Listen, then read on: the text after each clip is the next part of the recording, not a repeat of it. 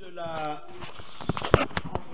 parasha de Baalotra, Daber Hashem le Moshe les morts, Daber el Aaron, va Marta elav, Baalotra et Tanerot, el Mul Pene Amnora, Yahiru Shiva Tanerot. Lorsque tu diras, adresse-toi à Aaron et tu lui diras, lorsque tu feras monter les bougies sur le devant, en direction du devant de la menorah, devront brûler les 7 lumières. Vayasken Aaron, el mul pene amnora et la nerotea, kasher tiva Hashem et Moshe.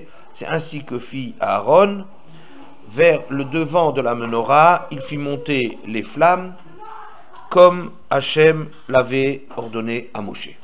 Voilà.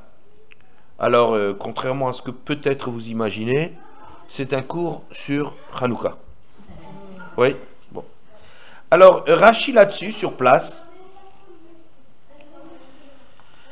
Be'alotra, l'amanismecha parashat amnora, le parashat anusim.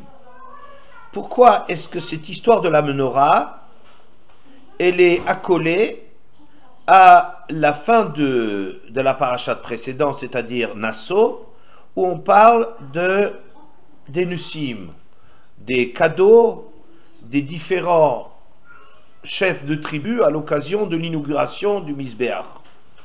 Le fiche Ekshera'a Aaron Chanoukat Anusim, Chalsha Azdato, car lorsque Aaron a vu l'inauguration des chefs de tribu, il a eu un coup au moral que chez Loaya Imahem, Bechanouka Lohu Velo Shifto, par le fait que lui il était absent de cette inauguration, aussi bien lui que sa tribu. Amarlo akadosh baruch hu chayecha shelcha gedola mishelahem shata madlik umetiv et anerot. Hachem le réconforte en lui disant, sur ta vie, ta mission à toi est plus importante que celle des Nusim, puisque c'est toi qui vas allumer et nettoyer la menorah. Voilà. Voilà. Juste encore un petit Rashi. Vayasken Aaron, c'est ainsi qu'agit Aaron, dans la façon dont Hachem lui avait demandé d'exécuter sa mitzvah. Vayasken Aaron, la'agil shvacho chez Aaron chez l'Oshina. Pour te dire le mérite d'Aaron qui n'a pas modifié les choses. Il a fait tel qu'on l'avait ordonné. Alors, je recommence. Pourquoi est-ce qu'on raconte cet épisode de la menorah, le rôle d'Aaron qui va allumer la menorah? Pourquoi est-ce qu'on l'apporte à la suite de l'inauguration des différents korbanot apportés, des différentes offrandes offertes par les différentes tribus? Et ensuite, c'est suivi de ce récit de la menorah, de l'allumage de la menorah dans le Beth Amikdash par Aaron. C'est parce qu'Aaron a eu un coup au moral quand il a vu que ni lui ne faisait partie, ni sous une autre forme que sa tribu ne participait pas non plus à l'inauguration du Misbéach. Hachem, là-dessus, le réconforte en disant, ne t'inquiète pas, ta mission est encore plus importante que la leur. Parce que toi, tu as à t'occuper de la menorah. Très difficile, parce que on connaît, nous, le personnage de Aaron comme un personnage, un homme de paix, un homme ouvert, un homme qui fait de la place aux autres. Je dis toujours que Aaron, c'est le seul personnage dans le clan d'Israël qui se conjugue au pluriel. C'est-à-dire que tout le monde est un individu, se comporte comme un individu, et dans le premier des vidouim, des reconnaissances de fautes que le Kohen Gadol a à faire à Yom Kippour, c'est Hu ou Beto, lui et sa femme. Il n'y en a pas un pour lui tout seul.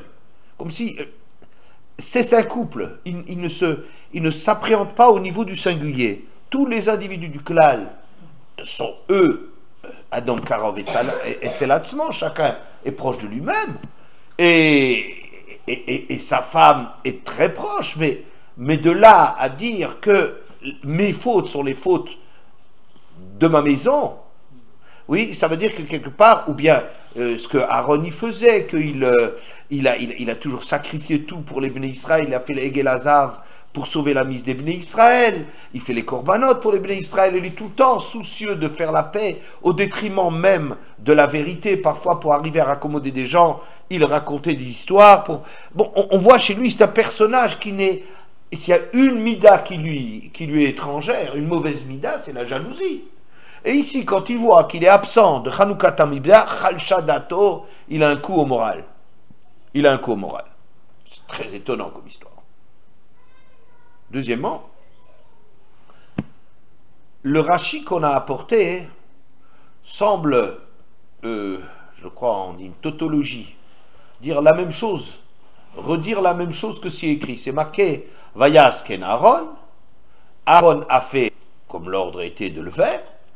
Et qu'est-ce que Rashi dit? La guide Shvacho chez Aaron, chez Loshina. On vient t'apprendre par là le mérite d'Aaron qui n'a pas changé. Ben oui, c'est marqué qu'il n'a pas changé, puisque Vayasken Aaron. Donc il a fait ce qu'on lui a demandé. Oui. Puis on ne voit pas très bien l'intérêt de faire louange d'Aaron qui aurait obéi à l'œuvre d'Hachem. Encore heureux. C'est-à-dire, on n'est pas à chaque fois que les Bnei Israël, si on donnait des ordres aux Bnei Israël et que Moshe et Aaron ne suivaient pas d'une façon très méticuleuse l'ordre divin, ben où est-ce qu'on va? C'est les premiers serviteurs d'Hachem. Lui, c'est l'exemple de la Avoda, du service d'Hachem, donc on ne peut même pas envisager qu'il ne fasse pas, selon l'ordre divin, ce Rashi un peu bizarre. Bien. Par ailleurs, à part l'étonnement que nous avons de ce Chalcha Dato, de ce pincement au cœur de Aaron, de ne pas participer à la Chanukah Amizbeach, le Ramban pose plusieurs questions, nous aussi on peut en rajouter. Moi je dirais, je ne vois pas, qu'est-ce qu'il y a à le consoler? Chayecha shel chag gdola mishelahem. Sur ta vie, que ta mission à toi est plus importante que les autres. Ben, je le sais très bien. C'est d'une évidence. Et puis, je veux dire, quoi, tu ne peux pas supporter que d'autres aient une part sans que toi tu participes ou t'attribues. Alors, ben, ça peut exister des choses. Qu'est-ce que Bichlal?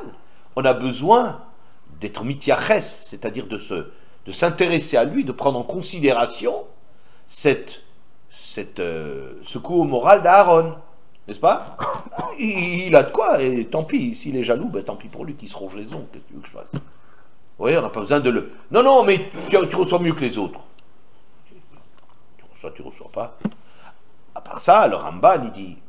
Puis, c'est drôle, il y a quand même des choses qui sont plus importantes que la menorah, qui sont déjà l'apanage de Aaron. Par exemple, la Ktoret, allumer la Ktoret, ça c'est une avoda qui est la plus grande avoda qui existe, et c'est plus que les corbanotes. Yasimuk Torah bapecha, v'chalil al mizbechecha. Ils apporteront la Ktoret dans ta colère. C'est-à-dire, ils ont comme mission à Aaron d'arriver à apaiser la colère d'Hachem, parce qu'on ne peut pas en même temps exprimer la colère qui sort des naseaux, du dragon, du taureau, des bandes dessinées. C'est toujours hein? Bon, ça fait plaisir que tout le monde ici a déjà vu des bandes dessinées. Bon, on est entre nous, ça ne passera pas, il faudra éliminer ça. Alors que, on voit bien, c'est le nez, quoi, la moutarde me monte au nez. Le rouge de la colère, c'est toujours sur le nez que c'est... Bon. Alors on ne peut pas en même temps sortir de la colère et respirer du parfum. Donc la Ktoret, Yasimuk Torah Ba'pecha, ils mettront un bon parfum. Alors au lieu que tu te mettes en colère, tu es occupé à sentir cette bonne odeur, et ben tu ne peux pas en même temps faire... On est occupé à aspirer, on ne peut pas rejeter en même temps. Il n'y a pas de mouvements contradictoires qui sont possibles. Mais ça, la Torah félicite, si c'est le terme, Aaron d'avoir cette mission-là. Et donc c'est quelque chose d'extraordinaire. Et ça vraiment la Torah. Et qu'est-ce qu'on a besoin de chercher la menorah? Ensuite, il y a Minchat Rabitin, ensuite il y a dans les Korbanot, il a toujours un rôle spécial, ensuite toute la Avoda du Yom Kippour, elle est faite que par Aaron, c'est le seul qui rentre dans le Kodesh HaKodashim, il est Kadosh Lachem, il est réservé à Hachem, toute sa tribu, si tu parles de la tribu, il est encore plus, les serviteurs d'Hachem. Alors qu'est-ce qu'il a comme problème? Qu'est-ce qu'on a besoin encore de le réconforter? Quand bien même, sa réclamation, disons, ou sa souffrance serait justifiée, ce qu'il faudra qu'on dise, quand bien même, mais il a déjà suffisamment de cordes à son arc. Ve'od, dit le Ramban, encore plus que ça, dit le Ramban, c'est que même dans la Hanouka du Mishkan, Aaron a apporté des corbanotes et des corbanotes et des corbanotes. Alors quoi? Il ne fait pas exactement la même chose que les autres. Alors, ça fait mal que quoi? Ou ça peut faire mal que tu n'as pas exactement la même chose que les autres. Ils font ça et toi tu fais autre chose. Ça t'a jamais fait mal que les autres ne faisaient pas les corbanotes. Bon, alors bon. Qu'est-ce qui lui manque? Qu'est-ce qui lui manque? Pour comprendre ça, hein, pour essayer de répondre au moins à la première des questions, on va voir le Midrash Rabbah. Rashi a certainement emprunté sa réponse au Midrash Rabbah, peut-être au Tanhuma, mais dans le Midrash, j'ai l'impression que c'est très clairement exposé la raison pour laquelle Aaron a ressenti comme ça une faiblesse, comme ça. Alors, c'est le Midrash au début de Baalotra, pratiquement, Perek Tet Vav, Midrash Vav, Maktiv le Mala, Minaïnyan. Qu'est-ce qui est écrit au-dessus de notre paracha de Baalotra? Shenemar, Vayi Bayom Kalot Moshe, Vayakrivu Nusi Israël, Varakar Daber El Aaron, Baalotra et Anerot. Donc il y a une juxtaposition. En haut, c'est marqué le jour où Moshe a fini d'inaugurer le Mishkan, les Nessim ont apporté des présents. Et ensuite, Daber El Aaron Baalotra. Et ensuite, la suite, adresse-toi à Aaron pour que lui fasse telle et telle chose. Zé Amar Akatouv, c'est ce que déclare le verset. Yiru et Hashem Kedoshav qui en marsor le Rehav. Craignez Hashem, ceux qui sont ses proches, car il ne manque rien à ceux qui le craignent. Ouais, comme si Aaron, il ne manque de rien. Il est Kadosh Lachem, Kedoshav, il a beaucoup d'Irat Shamaim, et ben il ne lui manquera rien, il ne sera jamais perdant.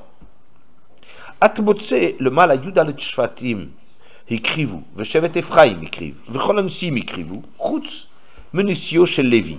Ou bien il y a Nesio chez Lévi, c'est Aaron, chez les Ma, Vechem Aaron, Tirtov, Almate à Lévi. On voit précédemment dans les offrandes de l'inauguration du Mishkan, du Misbéach, que tout le monde a défilé, les 11 tribus, il y avait même avec Ephraim pour en faire 12, et il y a une tribu qui manque à l'appel, c'est celle de Lévi, et qui c'est le représentant de Lévi? C'est Moshe, puisque sur les bâtons dans l'histoire de Korach, le nom de représentant de la tribu de Lévi, c'était Aaron. Ouais, quand on cherchait pour savoir qui était le choisi, l'élu d'Hachem. Alors, Aaron lo écrive, Immanesim, Vaya Omer, et il disait, Oili, Shema Bishvili, Eina Kadosh Baruchu, Mekabel, Shifto shel Lévi. En vérité, la Chanishut Adat qu'il avait n'est pas du tout une jalousie, chas de shalom, quelle que puisse être sa forme, mais il culpabilisait, il avait encore toujours présent devant lui que sa participation au Chet HaEgel. Et donc il imaginait que c'est pas en soi que d'autres puissent avoir des choses que lui il n'a pas, au contraire. Aaron, c'est l'exemple même des gens qui disent Razak à l'autre, qui sont vraiment qui sont toujours contents pour les autres et qu'ils ne prennent jamais la couverture, ils ne tirent jamais la couverture à soi. Mais quoi? Ah, mais il y a un problème chez Aaron. Il était absent. Tu sais pourquoi? Peut-être ça pourrait être à cause de ma faute. Et que maintenant on me le fait payer. Et donc il y aura quelque chose qui manquerait, qui aurait dû être présent lors de l'inauguration. Et à cause de ma faute, on me l'a fait payer. Et chas v'shalom, il y a moins de retentissement à l'inauguration du Misbéach que ce que ça aurait dû être. Parce que ça, on paye le tribut d'une faute très grave que j'ai commise dans ma vie. Donc, Vaya Omer Oili Sheba Bishvili Eina Kadosh Baruch Hu Mekabel Shifto chez Lévi. Peut-être à cause de moi, ma tribu est éliminée. Amarla Kadosh Baruch Hu le Moshe Lech est mort le Aaron. Alors Aaron en vérité il se plaint pas à voix haute, c'est des choses qu'il ressent à l'intérieur de lui. Mais Hachem s'adresse à Moshe, va lui dire à Aaron, Al titiare, n'aie crainte, l'igdola mizu atametukan. Tu es prédisposé à plus grand que ce que tu vois chez les autres. Il ne s'agit pas du tout ici d'une restriction, d'une punition pour ta participation à Egelazav. Le Karnemar d'Aber el Aaron va Martaila Balotra et et c'est sous cette forme-là, c'est ça la raison de la juxtaposition. À Korbanot, et maintenant attention, à Korbanot Kolzman chez Betamikdash Kayam, Hemnoagim. Les Korbanot que les autres offrent, ils n'existent que tout le temps où le Betamikdash est Kayam. Avalanerot, mais les bougies, les flammes, les lumières, les nérotes, le Olam El Moul Pene Hamnora Yahiru, ils sont là, ils brilleront éternellement sur le devant de la menorah. Eh bien voilà, si tu arrives à expliquer qu'il y a éternellement, il faut trouver ici une allusion à Hanouka. Hein? Effectivement, parce que quand le Beth Amikdash n'existe pas, ni les Korbanot, ni la menorah n'existent. Tout à fait. Ouais, bon, on réglera encore son sort à ce midrash. V'chol habrachot shenatati lecha levarech et banai einan betelim l'olam. Et par ailleurs, les brachot que tu as eu, Birkat Kohanim, que tu as eu comme mission de bénir mes enfants, eux non plus ne disparaîtront pas. Donc, chez toi, c'est plus grand. Ta mission est plus grande que celle des autres. Et ne t'inquiète pas, ce que toi tu as à faire, c'est pour toujours, pas les autres. Bien. Alors, en vérité, je trouve que ce midrash, je voulais apporter simplement parce que je vois qu'il a répondu à la question que nous avions sur Rashi. Rashi a apporté un midrash incomplet. Il a dit quand il a vu que, il a eu un pincement au cœur, et Hachem lui répond à ça. Alors, on ne comprenait pas la raison du pincement du cœur, qui aurait pu faire croire qu'il y a une question de jalousie ou quelque chose de ce genre-là, qu'on trouvait inconcevable pour Aaron, mais on n'avait pas d'autre explication. Le Midrash, au moins, il répond à cette question. Non, c'est parce qu'il culpabilise. Mais toutes les autres questions ne sont pas répondues. Parce que, de savoir, mais bon, mais ok, c'est pas beau ça. Tu t'inquiètes que, va lui dire que non, qu'il n'est pas sanctionné. Et que je l'aime bien, mais on n'a pas besoin de compenser. Et puis lui dire, t'inquiète pas, chez toi c'est plus important. C'est plus important, mais de toute façon, il a des avantages qui sont largement supérieurs à, au Nessim. Et donc, les questions du Ramban, d'abord, ça ne répond pas à la question de celle que moi j'ai posée, qu'est-ce qu'on a besoin de consoler? On n'a qu'à simplement lui dire, calme-toi, il n'y a rien, pas de problème, c'est pas ton problème, c'est pas ta mission. Et c'est tout, c'est suffisant. À part ça, il a plein de choses qui... Hein? Bon. Au lieu que le Midrash, il est intéressant le Midrash, il nous dit, tu sais, les korbanot, ils ne durent qu'un temps, alors que les lumières que tu allumes, elles seront toujours là, et les brachot, Birkat Kohanim, ça existera toujours. C'est pas? Bon. Alors, est-ce que les lumières brûleront toujours? Mais en vérité, ça répond à beaucoup de questions. Si on se rend compte que la différence qui est faite entre le rôle de Aaron et le rôle des différentes tribus, et que eux, ça ne dure qu'un temps, les corbanotes qu'eux, ils ont impulsés, eux, ils ont donné tout l'élan pour inaugurer le Misbéach, c'est quelque chose qui sera vrai pour toujours, d'accord? Mais ce toujours a une limite dans le temps. Ça dépend du Beth Amikdash, n'est-ce pas?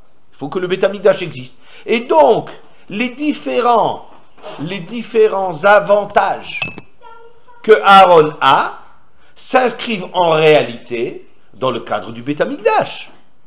Que ce soit l'Aktoret, que ce soit Minchat Ravitin, que ce soit la Avoda de Yom Kippourim, que ce soit le fait de rentrer dans le Kodesh HaKodashim, que ce soit bon, et donc Yom Kippour, que ce soit qu'il est Kadosh Lachem, que sa tribu elle a un rôle spécial. Tout ça, c'est de l'histoire ancienne. Parce que les avantages que les Kohanim peuvent avoir après la destruction du Beth Amikdash c'est pas quelque chose qui est pas énorme. C'est plutôt un peu les souvenirs d'anciens combattants qu'on maintient un peu. Non, parce que ça veut dire, si tu as un Kohen, si un Kohen devant toi, tu ne sais pas s'il est bon ou il n'est pas bon. Tu as un Lévi devant toi.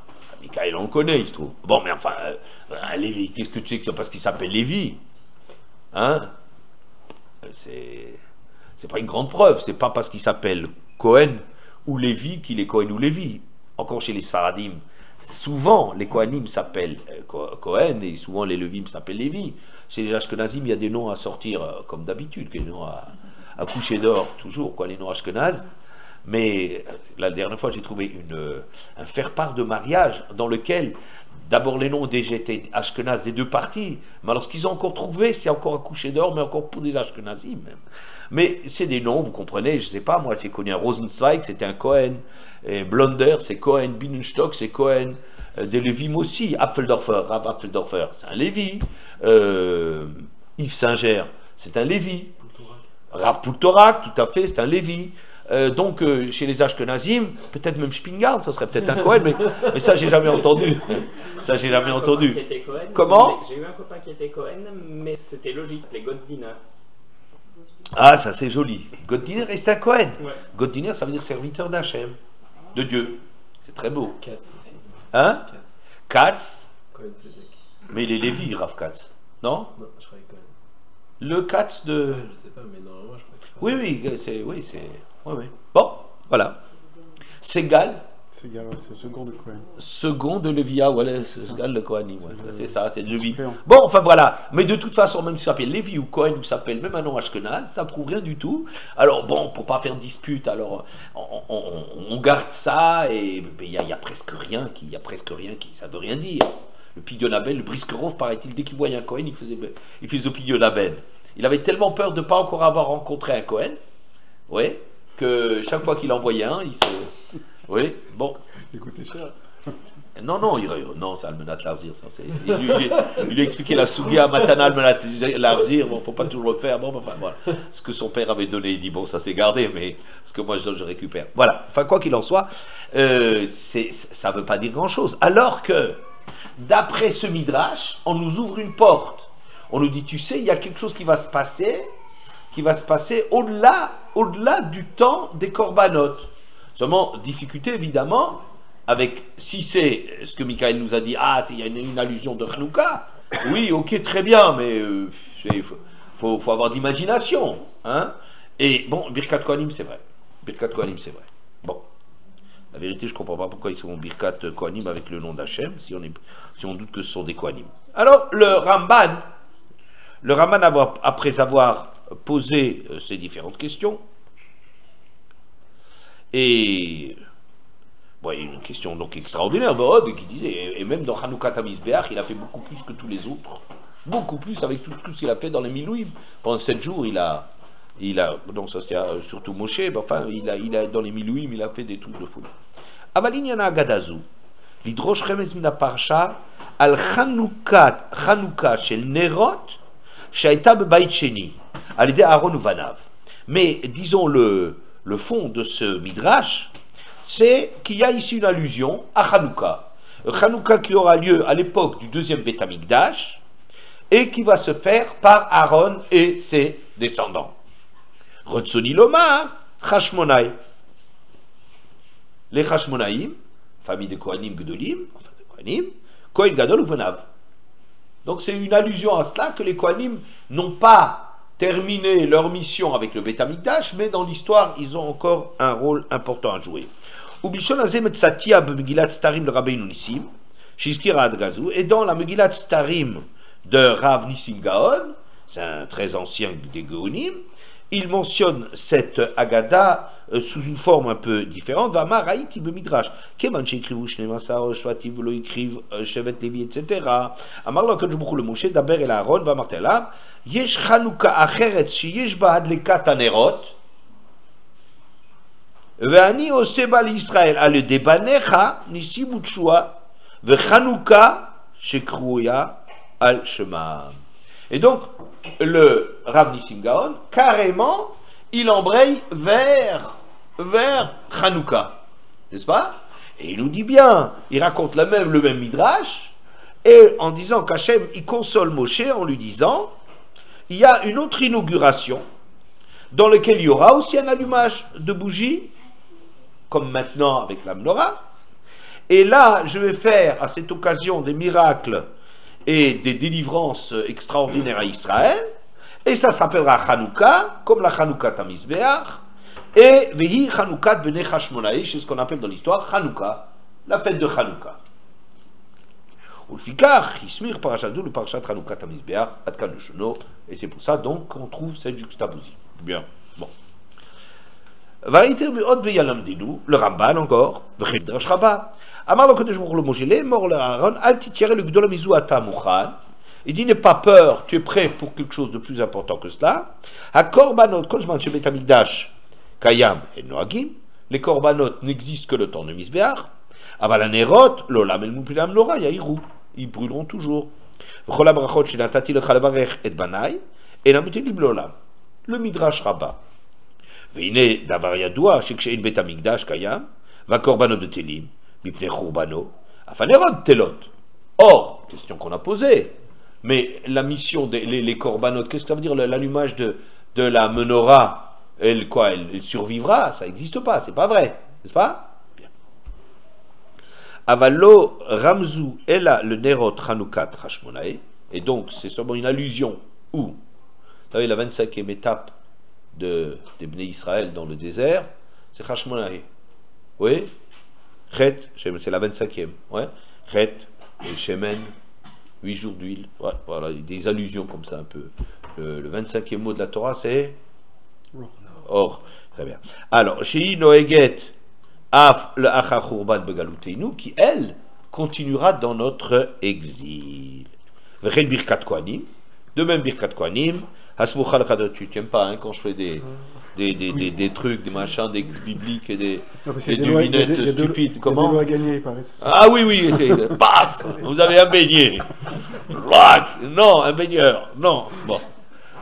Maillot de bain. Alors, Asmucha le Chanukah Tanusim, Noeget Leolam, Darshu Smuchim le Chanukah Tanusim, Milfanea ou Milacharea. Bon. Et donc, on utilise donc ici la smichut, c'est-à-dire la juxtaposition avant et la juxtaposition après.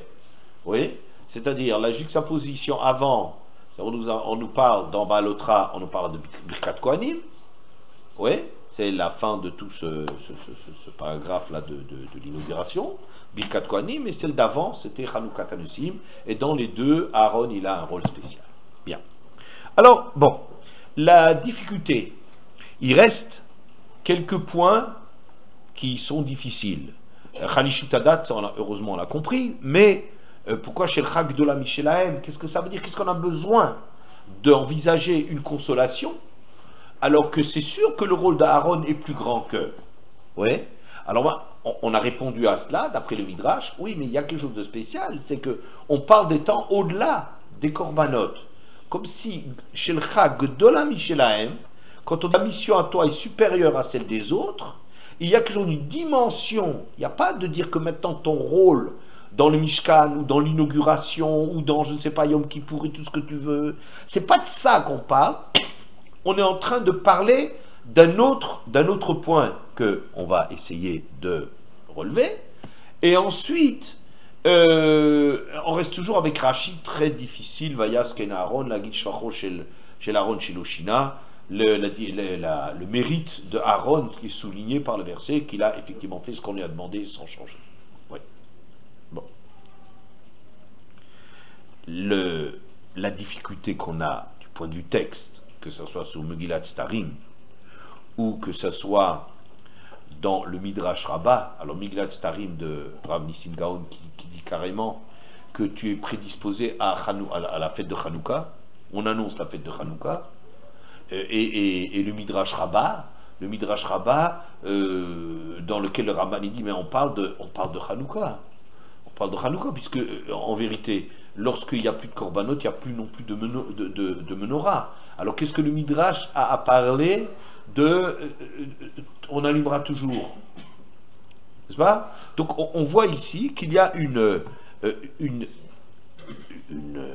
ouverture vers Hanouka, sauf que je trouve que c'est pas très correct de parler dans le texte de la Torah de la Hanouka, de Hashmonaïm.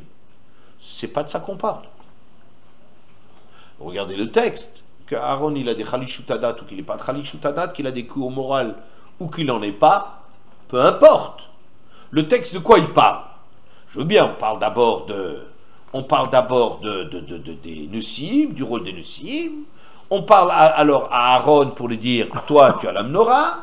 Après un Birkat Kohanim, très bien, ok, mais de quel droit on est en train d'introduire une fête de Hanouka? C'est que des commentaires cette histoire-là. Ça veut dire, dans le texte lui-même, il n'y a pas de Hanouka. Notre fête de Hanouka, elle n'y est pas. C'est pas de ça qu'on parle de la menorah. Est-ce que vous comprenez ça? Oui? Ça veut dire que le texte est en train, ou les Gaonim, Rav Nissim Gaon, ou le Midrash Rabbah, sont en train de nous inventer, de nous raconter l'histoire à leur sauce à eux, en nous disant que non, c'est fait toi tu as un plus grand rôle parce que toi-même quand les korbanot n'existeront pas, alors comme le Midrash commence à dire, alors bon, ça veut dire quoi? Alors faire une à la suite des temps, après la destruction. Mais quel besoin était? Quel besoin était d'avoir une ouverture vers ça? Le texte, il t'oblige pas à une chose pareille, c'est pas marqué. Rav Nissim Gaon est très bien, mais attends, mais une seconde, mais dans le texte, il n'y a rien de ça. Vous comprenez? En quoi c'est plus grand alors? Comment? En quoi c'est plus grand d'avoir la même Hanouka que les korbanot? C'est parce que ça va durer longtemps. Mais qui t'a dit qu'il a besoin que ça soit plus grand? C'est le Midrash, c'est le langage du Midrash. Laisse tomber le Midrash. Je ne vais pas demander ni le Midrash, ni les commentaires sur le Midrash. Le Midrash est très gentil. Bon, on se permet comme ça de dire des choses, pas parce qu'on réduit quoi que ce soit du Midrash. Hein.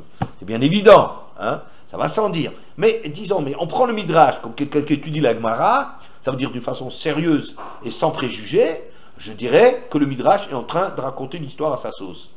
Il raconte une nouvelle histoire qui n'est pas marquée dans le texte. Il dit, mais tu sais, tu as fait quelque chose de plus important, et que toi, tu as un rôle par la suite, parce que les bougies, ça existera toujours.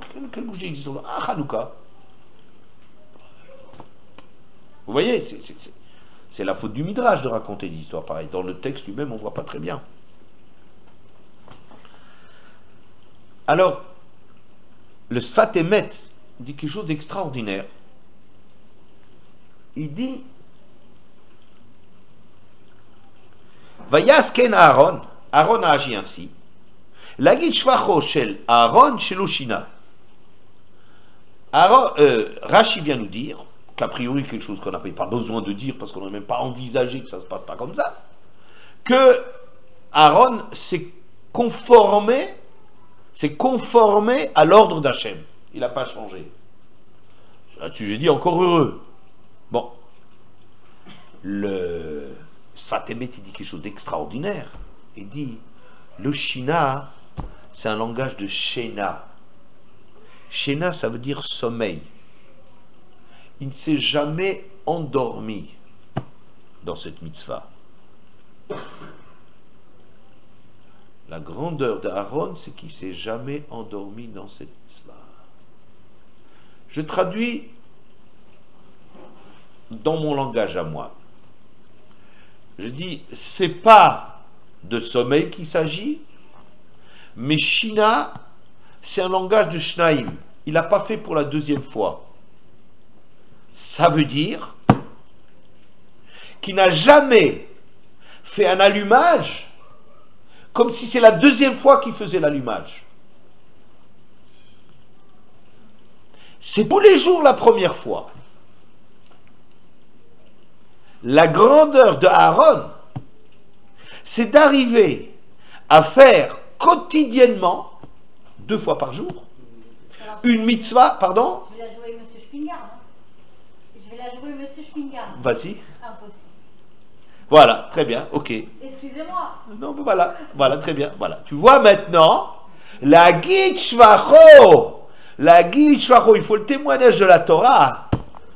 Je vais te répondre, monsieur Spingard.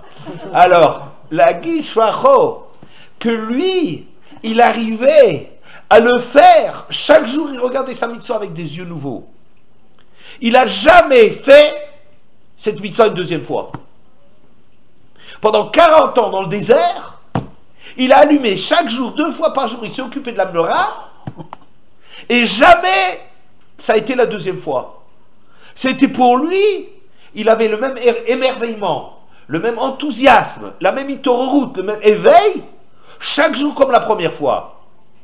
Mais ce qui est encore plus intéressant et plus étonnant, c'est que cette mitzvah, c'est une mitzvah sale. L'étive et anerot, améliorer les bougies, vous savez ce que c'est? C'est crasseux quand il faut nettoyer. Prenez un chandelier, il faut décrasser le chandelier, le vider, mettre une nouvelle mèche et après tu allumes. Ça veut dire que c'est un travail qui n'a rien de valorisant. Il n'y a rien de valorisant là-dedans.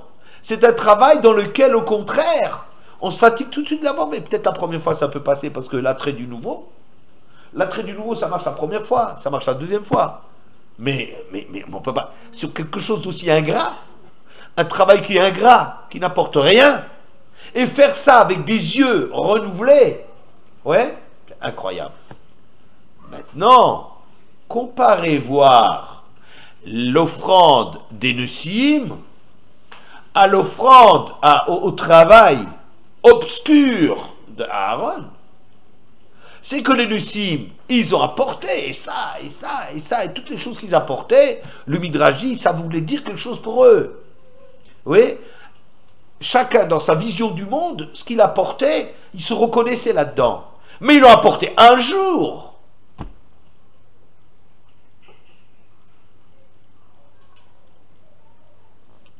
Et Aaron toujours.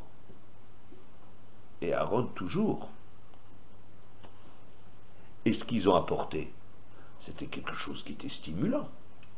C'était quelque chose de personnel. Et le Ramban, il dit, tu vas me dire peut-être que Aaron, il n'était pas content parce que les autres, ils ont eu droit à quelque chose un cadeau. Il dit, mais alors là, c'est pas ça, c'est pas pour ça qu'il souffrait de quelque chose. Hein? Parce qu'il dit, mais tu sais, la menorah, c'est un truc obligatoire. C'est pas un truc facultatif. On lui a pas donné un autre truc facultatif pour rattraper le facultatif auquel il... Enfin, le cadeau, la nedava, le cadeau gratuit des autres, on lui a rien donné du tout. De cet ordre-là, on lui a donné une obligation. Alors, regardez ça. Les Nessim, ils ont fait quelque chose d'extraordinaire. Je dis souvent, les Nessim, bon, je l'ai ici comme paracha, mais ça, bon. Les Nessim, ils ont fait quelque chose d'extraordinaire. C'est que quand vous lisez la paracha de Nessim, c'est vraiment pénible. Hein, c'est dans Nassau. Alors ceux qui font un peu Kriyat Torah, oh là là, 6 psukim là, 5 psukim, 12 fois de suite, c'est... Voyez, Amakri, Vayom Arishon et Korbano, Narshon Ben Amiadav, le Mateyuda. קורבנו קרת כסף אחת, 30 ומאה, משלו, מזרק אחד, כסף, 70 שקל בשקל הקודש, 2 מלאים סולד, ולולב השם למנחה, etc., כף אחת מלוא זו, etc., combien il y a de psukim là, Yud Bet à Yud Zayin, ça fait 6 psukim. Il y a 6 psukim et 12 fois de suite exactement la même chose à une petite différence près, c'est que les noms ils changent. Le premier jour c'était Narshon Ben Adav, le deuxième jour c'était Netanel Ben Souar, etc., etc. On est, bon. En vérité, pouvez-vous dire, mais qu'est-ce qu'on a besoin de nous fatiguer à lire 72 psukim, alors qu'on aurait pu donner une fois le contenu de l'offrande de Nachshon ben Nadav et du Bayom Hasheni, Netanel ben Suar. Et chaque jour, on aurait donné le nom du nasi, on aurait liquidé ce truc-là en 15 psukim. On n'a jamais besoin d'en faire une tartine tellement extraordinaire. Alors, moi j'ai dit, pourquoi on l'a écrit 12 fois? Parce qu'il y a 12 chidushim extraordinaires. 12 chidushim extraordinaires. Qu'en vérité, quand vous regardez le Midrash, chacun a fait un don. Et j'ai l'impression que c'est même des dons spontanés. Et chacun faisait le même don spontanément que tous les autres, alors que pour lui, la signification de ce qu'on offrait n'était pas du tout la même que celle de l'autre. Le roi, dans cette offrande, Yuda, il avait tel et tel visé. Le Talmid Chacham, il avait tel et tel visé. Le commerçant Zvouloun, il voyait là-dedans comme ça. Et chacun a sa vision et introduit sa vision des choses. Et on a rencontré, et c'est une chose extraordinaire, qu'ils se sont tous rencontrés là-dedans pour offrir exactement la même chose, le roi et Yarud Shebeshvatim, et le dernier des tribus, et Dan. Que ce soit Yuda ou Dan, ils ont fait exactement la même chose, qui est le plus beau chapitre qui existe dans la Torah, qu'en vérité, le problème, c'est pas la place de l'autre, c'est ta propre place.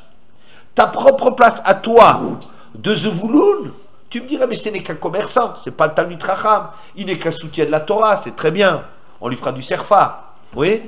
Bon, et c'est à partir de 260, ou maintenant c'est 520, tu auras le droit à la tombola, oui, mais bon, ça c'est limité, c'est quand même limité, l'avantage de Zvouloun, ouais, et Zvouloun, il fait la même offrande que Yuda, que le roi, que le Talmid Chacham. C'est quelque chose d'invraisemblable.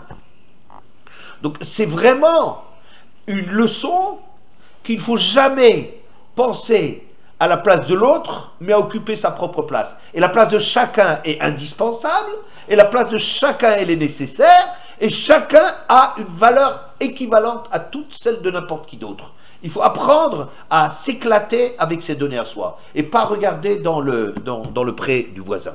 Oui.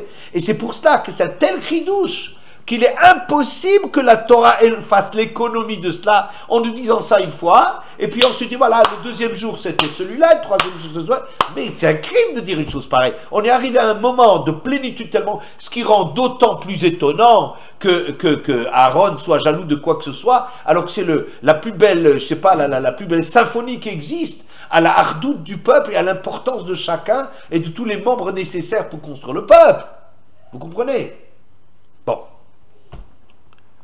Ça a été quelque chose auquel on peut aboutir que parce qu'on va au bout de soi-même. Leur désir de participer à Chanoukat HaMizbeach était tellement grand que eux-mêmes ils ont trouvé les ressources à l'intérieur d'eux de donner tout le sens, de trouver le sens de leur offrande. Bien. Netanel ben Suar, il a donné, celui d'Issachar a donné l'idée, mais remplir l'idée, c'est les tribus qui l'ont rempli. Vous imaginez la dimension qu'on donne au Mizbeach, qui est portée par tout le clan d'Israël, qui pour une fois dans leur histoire, ils arrivent à être Belev Echad que Ish Echad, Belev Echad, pardon, comme un seul homme, d'un seul cœur. Comme ça qu'il faut dire les choses. Ça, c'est une dimension extraordinaire et qui montre l'élan et la pureté des intentions et la générosité totale et l'obligation de chacun à participer. Parce que si quelqu'un il avait commencé à se regarder lui, ça aurait tout déséquilibré. Ça, c'est la mission des Nessim. Cette mission des Nessim, elle a un mérite extraordinaire. Elle a lancé la possibilité d'apporter des corbanotes pendant 420 ans, 410 ans, Tamigdash. C'est quelque chose d'extraordinaire. Enfin, ici, c'est des trucs dans le Mishkan, mais enfin voilà. Aaron, Shelcha Gdola Mishelahem. Toi, tu as un autre horizon. Ton horizon, il est autre, n'est pas de souci de. Tu as un horizon qui s'appelle quoi? Un travail ingrat et répétitif, quotidien, 2 fois par jour.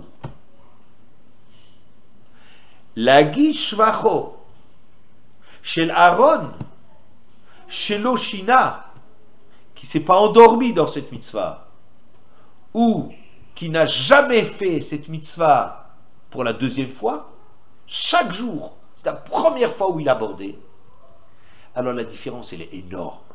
C'est quoi? C'est que quand vous demandez à quelqu'un de répéter, il est impossible, comme tu l'as dit, de faire une 2e fois alors que le chidouche de la première fois est déjà passé. N'est-ce pas? C'est impossible. Comment tu arrives à faire une 2e fois? Parce que tu te mobilises. Tu tires de l'intérieur de toi une motivation, tu crées une motivation à l'intérieur de toi.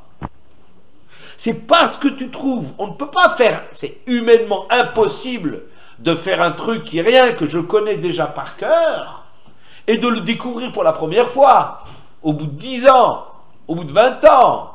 C'est pas possible une chose pareille. Sauf si ce travail, il génère en toi un tel éveil que tu te transformes toi-même avec la mitzvah que tu es en train de faire. D'où une différence énorme entre le rôle des Nessim et le rôle d'Aaron.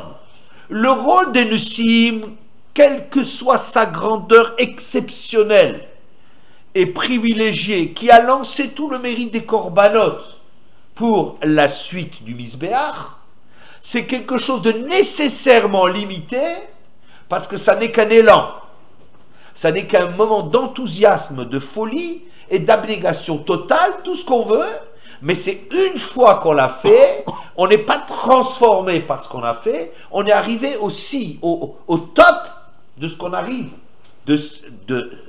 d'accepter et de s'éclater dans l'exercice de son propre rôle.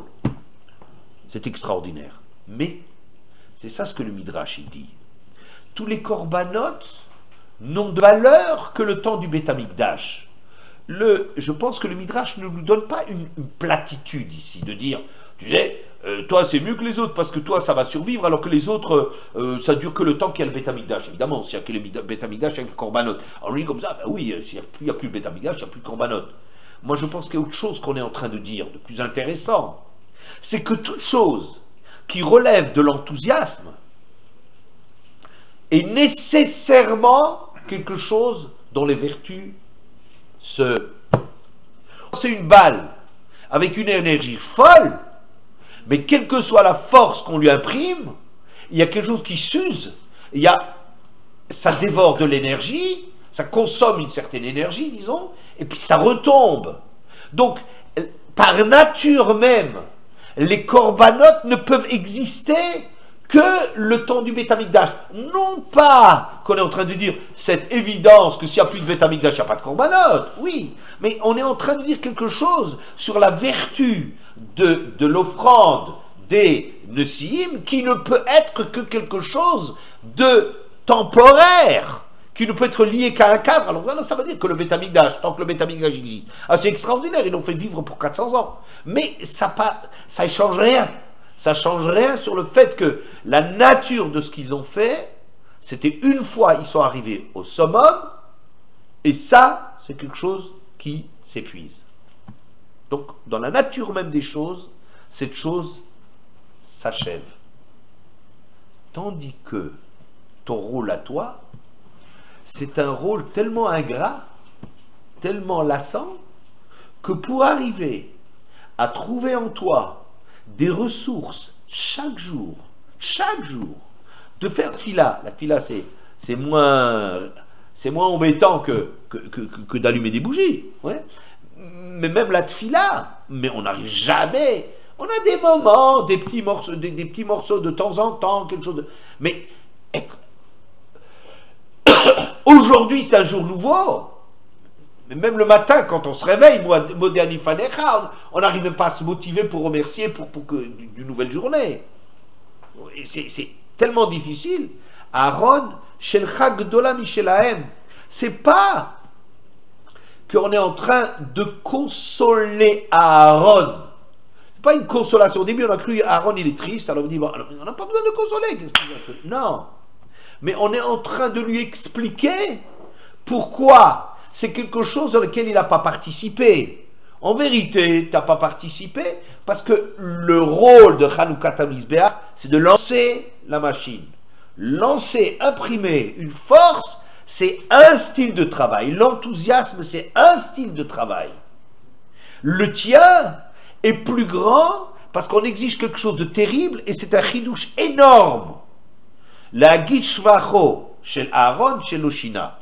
D'accord? Donc, le fait que le travail de Aaron est un travail qui ne peut se faire sans remise en question continuelle de Aaron, il transforme Aaron par le fait que chaque jour il faut trouver une motivation nouvelle, se mobiliser à nouveau et encore et encore et encore.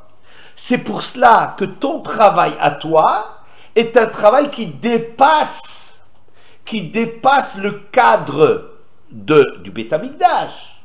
C'est pas la menorah. Est-ce que la menorah, elle existe encore? Elle n'existera pas. Et que quand le Beth Amikdash n'existera pas, la menorah, elle n'existe pas. Oui, d'accord, oui, mais c'est pas de ça qu'on parle. On est en train de parler du contenu du travail de Aaron, que toi tu as à faire un travail qui te transforme et qui te donne un courage de traverser les siècles. Parce que la mission qu'on t'a demandée, c'est une mission qui te transforme et donc qui fait qu'il n'y a pas de... Le texte, moi je dis, il faut le lire tel qu'il est. On ne parle que de la menorah et on ne parle pas du tout de Hanouka. Il n'y a pas du tout une mention de Hanouka. Il n'y a pas de Hanouka ici. On ne parle pas de Hanouka dans le texte. On parle de la menorah. Maintenant, le Midrash ou Rav Nissim Gaon, qui lisent le texte et qui comprennent dans le sens de ce que Rashi a compris, qu'il s'agit d'expliquer pourquoi est-ce que cette paracha de Aaron, elle est coincée ici, et qui comprennent qu'il y a un problème, parce que c'est une interrogation qu'on peut tous savoir. Tiens, c'est drôle, pourquoi dans les 12 tribus, celle de Lévi n'est pas là? Pourquoi elle n'est pas là? C'est une question légitime. Et tiens, et tout d'un coup, maintenant, on va nous parler de la menorah. Alors donc, c'est clair qu'il y a un clin d'œil du texte. Quand je dis que ce texte ne fait pas de clin d'œil, c'est tout à fait faux en vérité. C'est que ce texte nous suggère quelque chose. Mais il nous suggère de parler de Aaron qui a comme travail de traverser les siècles. C'est pour ça que aussi bien son allumage à lui, c'est-à-dire les ressources de Kedusha qu'il a accumulées pendant des années et des années, ces ressources de Kedusha, c'est ça qui fait qu'à un certain moment, les Hashmonaïm sont vraiment le peuple d'Hachem et qui sont capables de renverser les Grecs. Comment c'est possible une chose pareille? Comment ils peuvent envisager une chose pareille? Mais parce que chez eux, il y a une telle réalité. Ce n'est pas des hommes d'idées. Les idées, c'est très joli et c'est très limité. Les idées, c'est avec ça qu'on lance le Mishkan. Mais la réalité, transformer le monde, ce n'est pas les idées. C'est la transformation de l'homme. La seule chose qui peut transformer l'histoire, c'est la transformation de l'homme. Cette transformation de l'homme, c'est Aaron. Donc ce qui est donné à Aaron, c'est cette mission de... Voilà. On va un petit peu continuer. Dans le Midrash Shocher Tov, c'est le Midrash sur Tehillim, on dit la chose comme ça. La chose suivante, pardon. Ani amarti yuichen. Varshaim omrim lochen. Alken yakumu reshaim bamishpat. Moi, dit Hachem, moi j'ai dit qu'il en soit ainsi. Yuichen. Il devrait être comme ça. Et les Rechaïm, ils disent non, lochen, pas comme ça. Al-Ken, c'est sur ce Ken, c'est pas comme ça, qu'il y a Kumu Rechaïm Bamishpat qu'on trouve qui figure dans le premier Tehillim. D'accord? La chose suivante. Vous remarquerez, dans la création de la lumière, c'est marqué Yior, Yior. C'est pas marqué Vayichen. Or, le lundi, le deuxième jour de la création, c'est marqué Yichen. Le mardi, où il y a 2 travaux, c'est marqué 2 fois Yichen. Le mercredi, les luminaires, c'est marqué Yichen. Le jeudi, je ne sais pas pourquoi. Et le vendredi, sur les animaux aussi, c'est marqué Vayichen.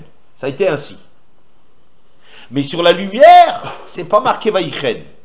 Et Rashi dit, il apporte le Midrash, qui dit que Hachem, il voulait mettre une lumière spirituelle dans le monde. Il ne parle pas de la lumière du mercredi qui est le soleil et la lune, mais que ce or du début, c'était un or Zaroua la Tzadik. C'est une lumière spéciale, une lumière spirituelle. Qu'Hachem, son projet, c'était d'éclairer le monde au niveau du spirituel et pas du niveau physique, créer un monde mais l'okedai lahem le rechaim le ishtamesh beorzu. Hachem, il a vu que ça valait pas la peine, qu'il ne méritait pas les rechaim de profiter d'une telle lumière, alors il a mis ça de côté pour les tzadikim latid lavo. Oui, je pense que ce que Rashi est en train de dire, c'est ce midrash de Shocher Tov qui dit Ani amarti yichen, moi mon projet, c'était de faire coller le projet à l'intention que j'ai. J'ai voulu que ça soit une lumière spirituelle, j'aurais voulu aussi en pratique que la réalisation corresponde au projet. Mais les Rechaïm, ils disent le chen, ils ne veulent pas le chen. Yasken, Aaron, ils ne veulent pas que ça corresponde, que le projet d'Hachem se réalise. Al-Ken, pour ainsi là qu'ils refusent, Yakumu Rechaïm Bamishpat, ils devront rendre des comptes. Ça veut dire quoi? Que Vayasken Aaron, c'est quoi? D'arriver à, ça j'ai entendu une fois ça de Rav Simblok, il disait que Vayasken Aaron, que Aaron, il a voulu remettre la lumière, c'est d'ailleurs intéressant parce qu'on parle de la menorah ou de Hanouka, il a voulu rendre la dimension de lumière qui était le projet d'Hachem. Aaron, c'est le tzaddik qui veut faire coller le projet, ainsi identique, que le projet d'Hachem, qui est une lumière spirituelle, elle soit réalisée, non pas par Hachem à cause des Rechaïm, mais que Aaron, il va faire Vayasken. Il a rendu cette lumière. C'est le travail, la pnimiut de Aaron qui fait qu'on recolle à la lumière initiale. Oui. Et une remarque que, pour terminer, qu'on m'a suggéré, c'est qu'en vérité, il y a une différence extraordinaire entre Hanouka et la menorah. C'est que Hanouka, c'est une mitzvah pour chacun. Et ça, c'est nouveau. Comme s'il y a un éclatement du mérite de la menorah qui a été fait par Aaron, c'est l'apanage des Kohanim. Et ce travail des Kohanim, c'est Aaron qui l'a pris en charge pour le peuple juif dans son éveil contre les qui c'était les ennemis des Juifs, les Grecs, ouais, c'est le site contre les ennemis des Juifs. Lui, il a donné son exemple, c'est ce qui a fait qu'il a allumé des lumières dans chaque foyer. Comme si on est en train de nous donner le projet, dans cette fête de Hanouka, de faire un peu du Ken, c'est-à-dire d'essayer de mettre du spirituel dans cette lumière, de rendre cette lumière spirituelle qui était le projet divin, eh bien, c'est maintenant à la charge des hommes, et c'est sous la conduite d'Aaron que maintenant nous on a dans chaque foyer cette mission de mettre du spirituel. Voilà. Pourquoi c'est Hanouka qui est la réponse, enfin la récompense ou la réponse à cette dimension de Aaron?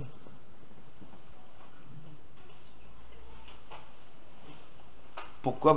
Hanouka, c'est le résultat, enfin d'après ce que j'ai dit, c'est le résultat du travail qui lui est demandé dans le travail de changer sa personne au contact de la Gdusha, c'est ça qui donne les ressources au nom de la Gdusha. Timu kol hashmanim, chutz mikodesh hakodashim. Il y a un point qui peut pas, que les Grecs n'ont pas pu altérer, c'est cette Gdusha du Kodesh HaKodashim. Ça veut dire cette Gdusha qui est dans le cœur juif, ou que Aaron traduit spécialement, c'est ça qui a permis d'organiser la résistance. On peut dire aussi par rapport à cette question, dans Be'alotecha, Oui, on peut comprendre que tu feras monter cette flamme. oui, Dans peut-être. chaque foyer. Oui, peut-être. Mais voilà, je dis simplement dire, la mitzvah, elle est telle qu'elle est, mais le Midrash a tout à fait raison de prolonger cette mitzvah et de comprendre au contraire, d'aller chercher derrière qu'est-ce qui se trouve derrière les mots, quoi, de comprendre le contenu.